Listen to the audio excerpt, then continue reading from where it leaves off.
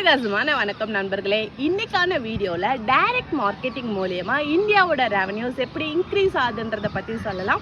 Actually ஒரு direct marketing இருக்கு அப்படின்னா ஒரு மேனுஃபேக்சர் யூனிட் இருக்கும், நேராக கஸ்டமர் கைக்கு கிடைக்கும். சரிங்களா? நடுவில் எந்த ஒரு டிவி அட்வர்டைஸ்மெண்ட்ல இருந்து எதுவுமே இருக்காது.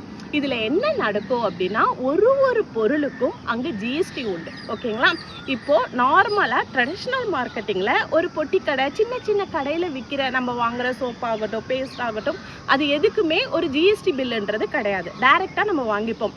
பட் டைரக்ட் மார்க்கெட்டிங்ல விற்கிறது ஒன்று அவங்களோட ஆப்பை இ-காமர்ஸ் மூலியமா விற்பாங்க, இன்னொன்று டைரக்டா ஷாப் வச்சு தான் விற்பாங்க. இந்த ரெண்டு இடத்துல மட்டும்தான் அதை வாங்கவே முடியும்.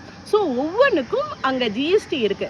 ஒரு பொருளுக்கும் ஜிஎஸ்டி இருக்கு, வர இன்கம்க்கும் ஜிஎஸ்டி இருக்கு. அப்போ என்ன ஆகும்? இந்தியாவோட ரெவன்யூஸ் ஆட்டோமேட்டிக்காக இன்க்ரீஸ் ஆக ஆரம்பிக்கும். அதனால தான் கேரளா கவர்மெண்ட்ல இருந்து, உத்தரகாண்ட் கவர்மெண்ட்ல இருந்து, டெல்லி கவர்மெண்ட் வரைக்கும் இந்தியாவோட ரெவன்யூஸ் இன்க்ரீஸ் ஆகணும் அப்படின்னா இந்த டைரக்ட் மார்க்கெட்டிங்ல மட்டும்தான் இன்க்ரீஸ் ஆகிறதுக்கு இருக்குன்னு ரெக்கக்னைசிங் கொடுத்து அதுக்கான ஒரு சட்டத்திட்டம் சீக்கிரம் எடுத்துட்டு வந்துட்டாங்க. ஓகேங்களா? தேங்க்யூ. நெக்ஸ்ட் வீடியோவில் இன்னும் இன்ட்ரெஸ்டிங்கான ஒரு விஷயம் பார்க்கலாம். தேங்க்யூ.